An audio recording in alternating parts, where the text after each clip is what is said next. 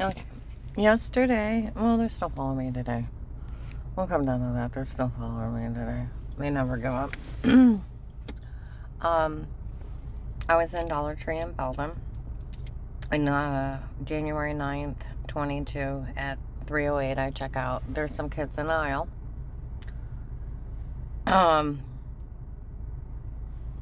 And they look at me, and we're not supposed to say anything to her.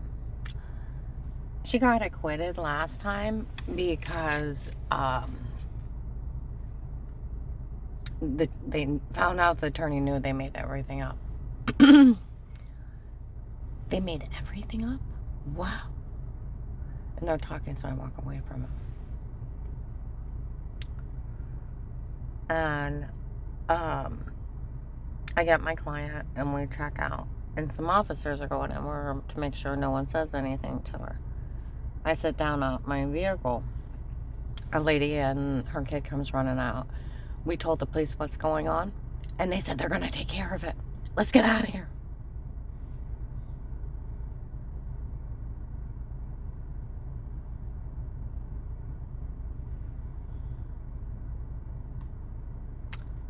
So I emailed the North Canton Police. They helped watch me in 19 when I worked at Liberty Health Share. Worked security out front. There was a guy in a suit, June of 19. In the back, we made up an investigation to watch her before. You can't make up an investigation. You can't be in anybody's home except for murder investigation. There wasn't one until I called Will. And when I called Will back on September 27th of 18, he activated the med the next day. Yeah. Everything's photoshopped, drugged, altered, and witnesses out the wazoo. Why I had bruises all over me. And I guess they were even abusing me under drugs. The way people are talking. I talked to an officer in Louisville. He said, don't you worry about one thing before the FBI. I said, well, they said they drugged me and told me to say something stupid. He said, I don't care. Yeah, I said what they said. They said they put two clips together and put me apart. I don't care. We can't look. We can't listen. It's illegal too. He said they would have no right in your home. And I said, well, Dave was dating Judge Pete's daughter from up there, and her name was Michelle.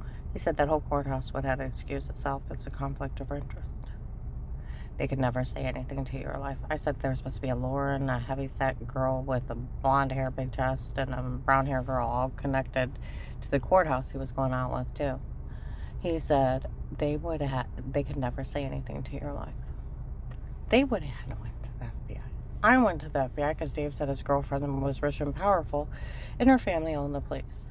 And I wouldn't be able to withstand. I told him it was in a communist country. Nobody owned the place.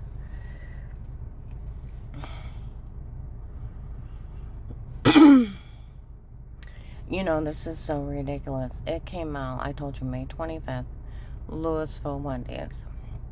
And the church people weren't funny breaking in before, drugging me, telling me to say weirdo stuff. Said it in front of Jeff. Jeff told Jim and Maureen it was too dark for him, and I taped them with their permission, them knowing of it. And then the lady at 1295 Fairlawn screaming at him, a little old white lady in the middle apartment for doing it. Now, they've talked to several people. A little old lady, and they pulled Wendy's screw back on May 25th.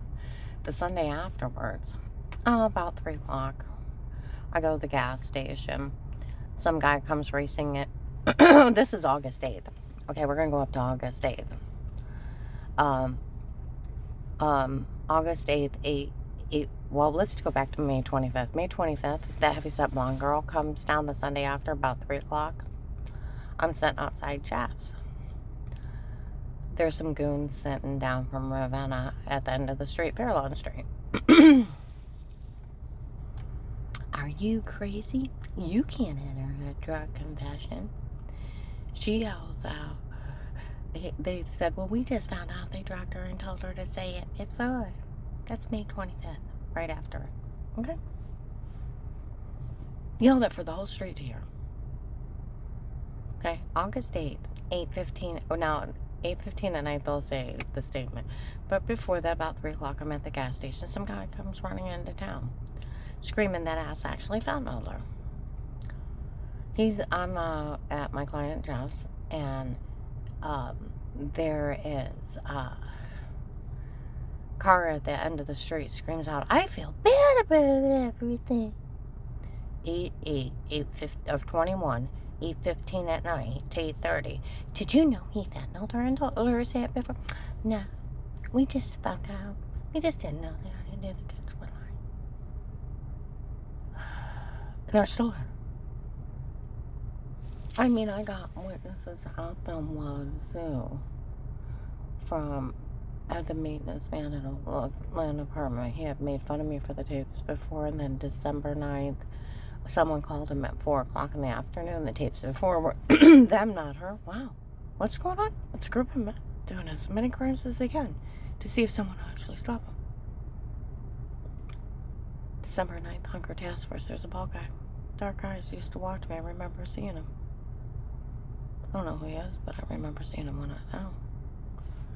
Came out and said it makes my stomach turn seeing her in a place like this. We always knew those tapes before were them, not her. So we never said anything to her. I was in the laundromat. Now, today is January 10th of 22. So if you go back to even about Monday, I was 24 and 5. I was in there twice. This last week. Okay?